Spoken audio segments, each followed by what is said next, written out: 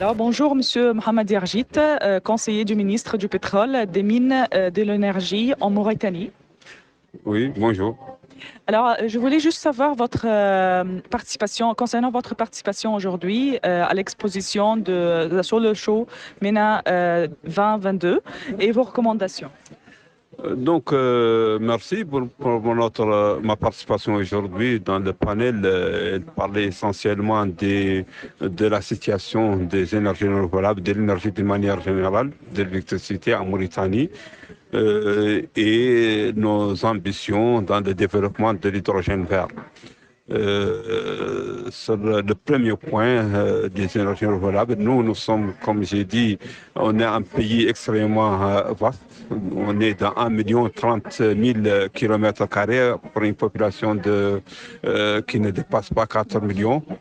Et on a un taux d'électrification qui est relativement faible, de l'ordre de 52%, et qui est divers, parce qu'au niveau de l'urbain, on est aux environs de 91%, mais au niveau rural, le taux est très très faible, aux environs de 6%. Et on a un mix énergétique, donc l'intégration des énergies renouvelables dans notre mix énergétique de l'ordre de 38% aujourd'hui. Et nous avons une ambition aujourd'hui, donc on est en train d'élaborer une stratégie nationale d'électrification avec l'appui de la Banque mondiale qui va nous permettre d'atteindre une électrification universelle à l'horizon 2030 en milieu aux environs de 2024, nous arriverons à 100% au niveau urbain et on va essayer de doubler le taux au niveau rural. Et notre ambition aussi, c'est à l'horizon 2030, c'est d'arriver à un taux de 60% des énergies renouvelables dans notre mix énergétique. Pour le premier point, donc bien sûr, donc pour atteindre cet objectif-là, on a vu qu'il est impératif d'intégrer le privé dans ce qu'on est en train de faire. Et dans ce cadre, nous avons modifié un peu, travaillé sur notre code d'électricité pour permettre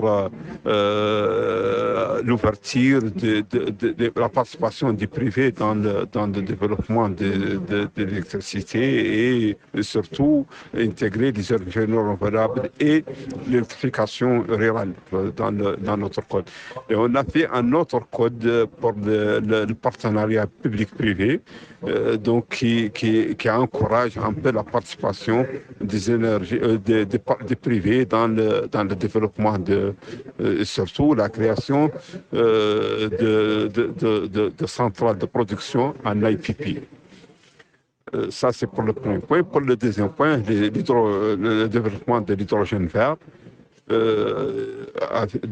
Partant de ce que j'ai dit, il y a aussi une étude qui a été faite par l'IRENA qui prouve qu'on a un potentiel éolien et solaire de 4200 gigawatts, avec 500 gigawatts qui peuvent être commerciales aujourd'hui même.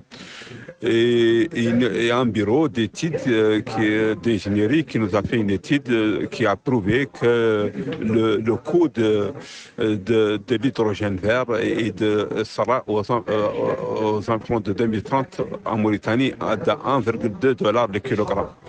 Donc cette situation générale, donc avec bien sûr 700 km de côte, donc on a de l'eau sur l'océan, on a 700 km d'océan, donc une quantité d'eau extrêmement importante. Ça a attiré un peu des investisseurs qui ont commencé à s'intéresser à la Mauritanie.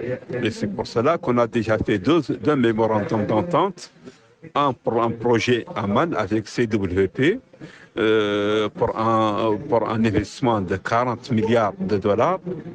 Ça va permettre, ce projet-là va permettre le développement de la production de 30 gigawatts d'électricité avec 1,7 million de tonnes d'hydrogène et 10 millions de tonnes d'ammoniac. Et bien sûr, une quantité importante d'eau potable, avec bien sûr 10 000 emplois. Et le deuxième projet, c'est le projet Nour qu'on a signé le mémorandum d'entente avec Chariot. Celui-là, il est de 12 milliards de dollars. Ça va permettre 750 000 tonnes d'hydrogène et une quantité importante d'ammoniac, bien sûr, et de l'eau potable et plus de 3 000 postes d'emploi. Et sur ce point, donc, les investisseurs commencent déjà à nous contacter, sont intéressés par ça. Et nous, notre ambition, c'est d'être un hub en hydrogène, un leader en hydrogène au niveau de l'Afrique à l'horizon 2040. Je vous remercie. Très intéressant. Je vous remercie beaucoup. Je vous remercie. Merci, monsieur.